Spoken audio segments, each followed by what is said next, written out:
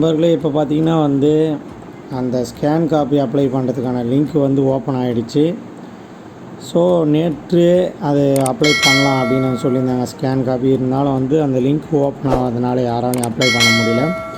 So இப்போ நம்ம அந்த வெப்சைட், அதாவது வந்து எந்த வெப்சைட் ஸ்கேன் காப்பி அப்ளை பண்ணமோ அதை தான் நம்ம இங்கே டைப் பண்ணி வச்சுருக்கோம்.